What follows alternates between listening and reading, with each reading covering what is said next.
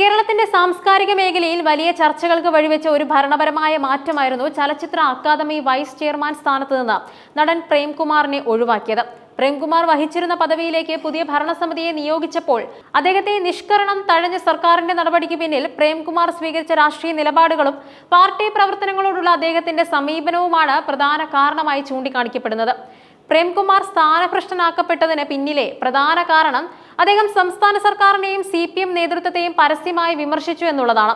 രണ്ട് പ്രധാന സംഭവങ്ങളാണ് സർക്കാരിന്റെ അപ്രീതിക്ക് കാരണമായതും.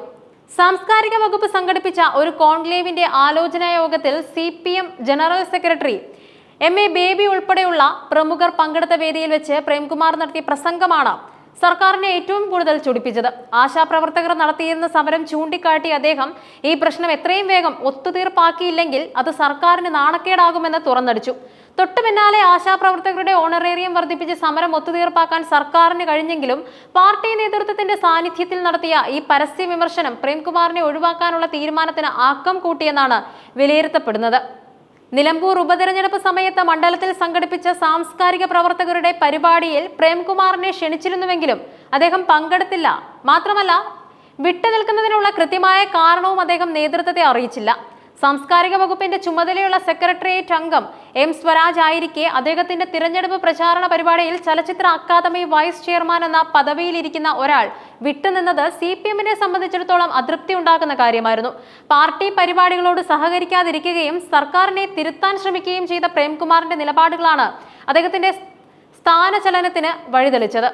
പ്രേംകുമാറിനെ ഒഴിവാക്കാനുള്ള സർക്കാർ തീരുമാനം നടപ്പാക്കിയത് തികച്ചും ഔദ്യോഗികമായ മര്യാദകൾ പോലും പാലിക്കാതെയാണ്. പുതിയ ഭരണസമിതിയെ നിയോഗിച്ചുകൊണ്ട് സർക്കാർ ഉത്തരവിറക്കിയിട്ടും തന്നെ നീക്കുന്ന വിവരം ഒഴിവായിപ്പോയ വൈസ് ചെയർമാനെ അറിയിക്കാൻ അധികൃതർ തയ്യാറായില്ല.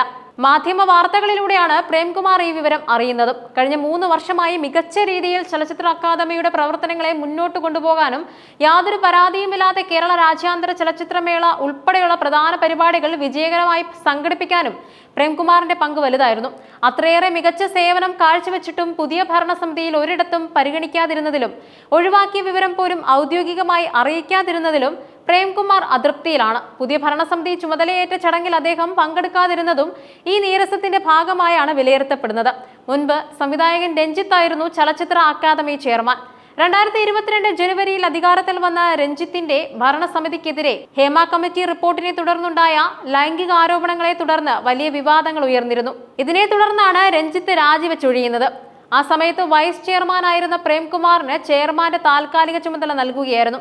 പ്രേംകുമാറിനെ ഒഴിവാക്കിക്കൊണ്ടുള്ള പുതിയ ഭരണസമിതിയെ സാംസ്കാരിക വകുപ്പ് നിയമിച്ചപ്പോൾ അക്കാദമിയുടെ തലപ്പത്തേക്ക് ഒരു സ്ഥിരം ചെയർമാൻ വേണമെന്ന ആവശ്യം കൂടി സർക്കാർ പരിഗണിച്ചു.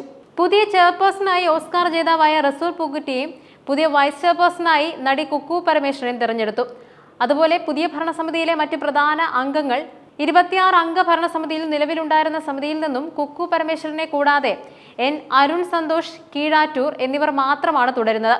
സിനിമാ സാംസ്കാരിക രംഗത്തെ പ്രമുഖരായ നിഖില വിമൽ, സുധീർ കരമന, ശ്യാം പുഷ്കരൻ, അമൽ നീരത്, സിത്താര കൃഷ്ണകുമാർ, സാജു നവോദയ തുടങ്ങിയവരും പുതിയ ഭരണസമിതിയിൽ അംഗങ്ങളാണ്. ഈ സമിതിക്ക് 3 വർഷങ്ങളാണ് കാലാവധി നിശ്ചയിച്ചിട്ടുള്ളത്. ചലച്ചിത്ര അക്കാദമിയുടെ തലപ്പത്ത് പ്രത്യേകിച്ചും ചെയർമാൻ പദവിയിൽ ഒരു സംവിധായകനല്ലാത്ത വ്യക്തി എത്തുന്നത് ആദ്യമായാണ്.